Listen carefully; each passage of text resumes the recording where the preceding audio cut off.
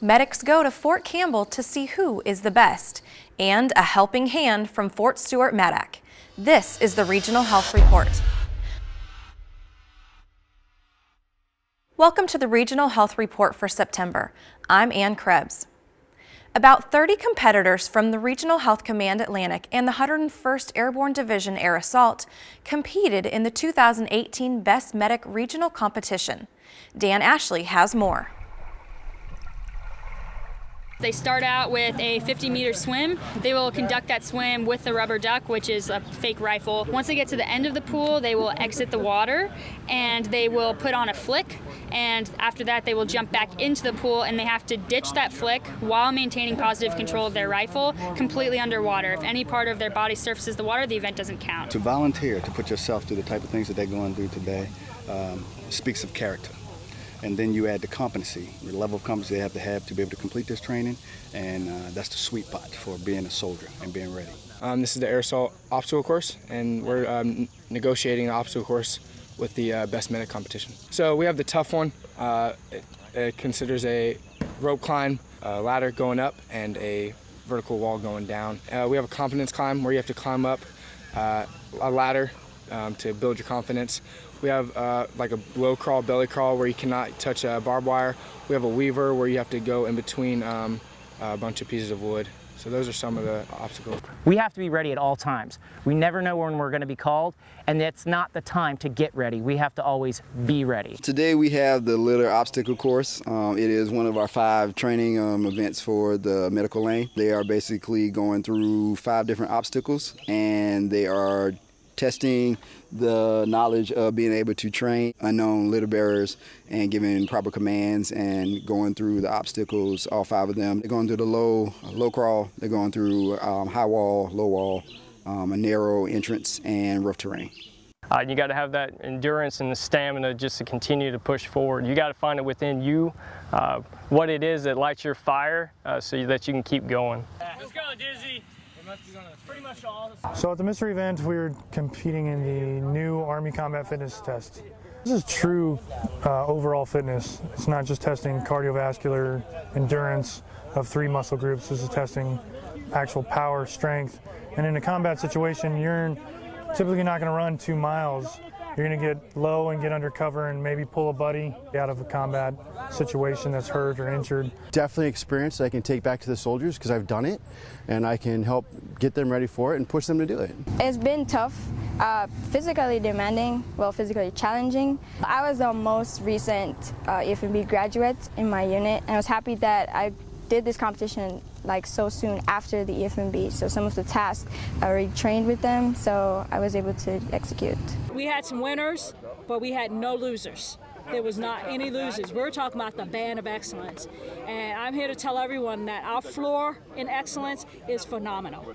And the winning team of the 101st Airborne Division Air Assault is Captain Brent Turpin from 2nd Brigade 526 BSB Charlie Company, and Sergeant Darius Jenkins from 3rd Brigade 2nd 506 Infantry Battalion. The winning team for Regional Health Command Atlantic is Major Garrett Jordan and Sergeant First Class Justin Coffin from Fort Campbell MEDDAC.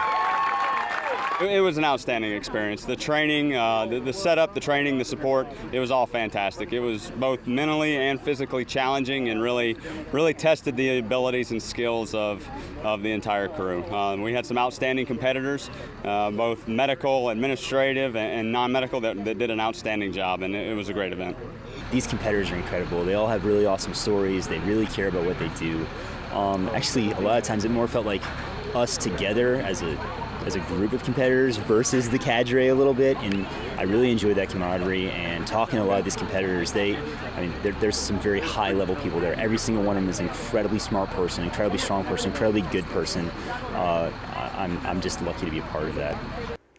The winners compete in the U.S. Army competition at Camp Bullis, Texas, September 15th through 20th.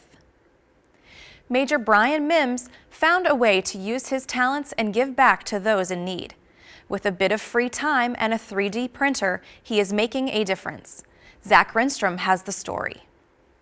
Imagine being born with a limb deformity, how would that affect your life? Not being able to do some of the most fundamental things, such as write, draw, or even pick up a dining utensil. Now imagine being judged daily because of the same abnormality or deformity. I had one little boy I worked with in Texas.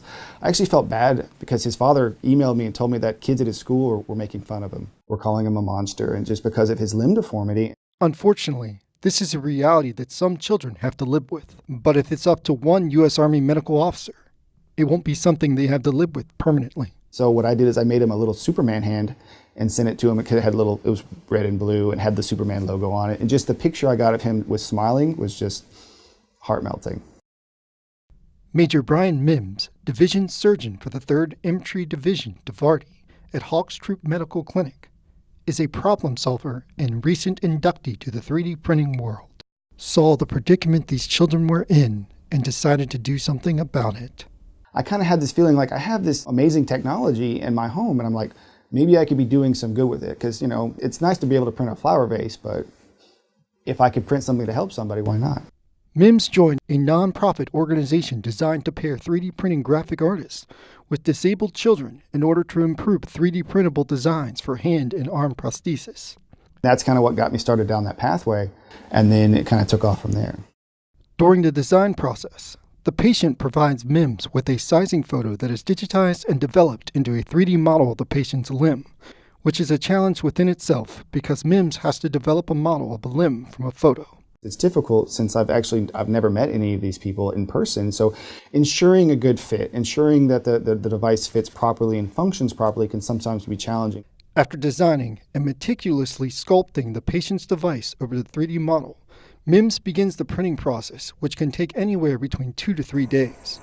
Since beginning, Mims has designed over 50 prosthetic hands and arms, but never forgets the first patient that gave him the aspiration to continue to hone and perfect his craft. I'll never forget because it was actually a young lady in New York. She sent me a video of her opening that peanut butter jar for the first time, and I don't know how to describe the look on her face of just being able to do such a simple task that I got hooked on it at that point, and I haven't looked back since then.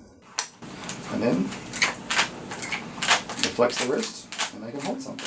Mims views each prosthetic as a way to help each child reach their full potential, and has a message to anyone out there who thinks that being born different is something to be ashamed of. Don't let anything slow you down. Don't let it hold you back. It's nothing to be ashamed of. If anything, take ownership of it and know that your own self-worth comes from inside.